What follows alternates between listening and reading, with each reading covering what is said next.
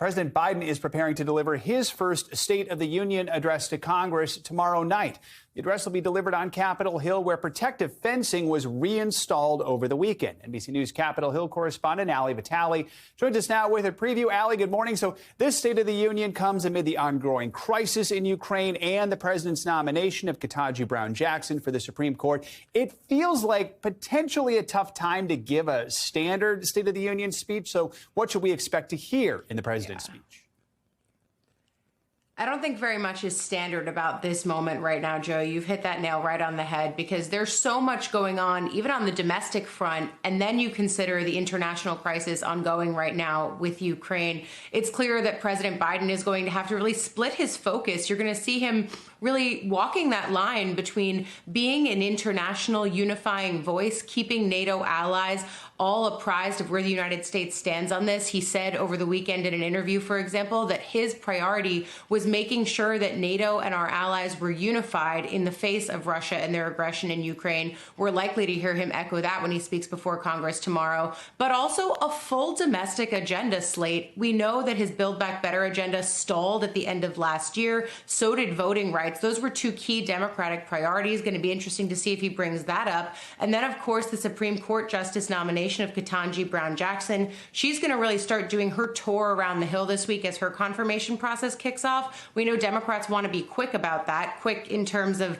Supreme Court nominating terms, just a few weeks.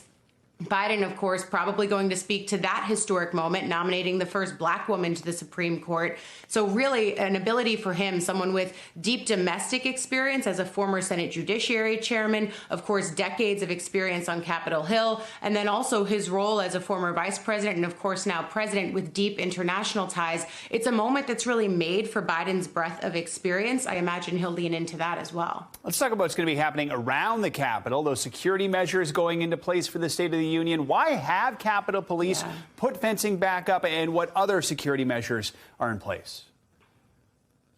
Yeah, fencing back up. We've seen armored tanks at various points around Capitol Hill and, frankly, around the Capitol writ large. As I was walking around this weekend, you can definitely see the city preparing for a heightened security posture. That does include several hundred National Guard troops around the Capitol. And for anyone who's been up there over the course of the last year, it's hard not to connect that fencing going back up with what we saw just over a year ago on January 6th.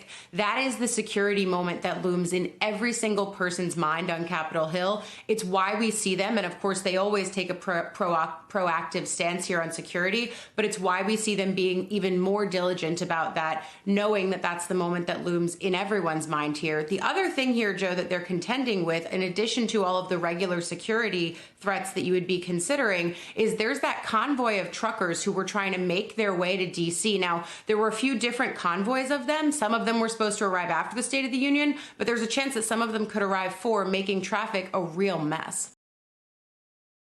Thanks for watching our YouTube channel. Follow today's top stories and breaking news by downloading the NBC News app.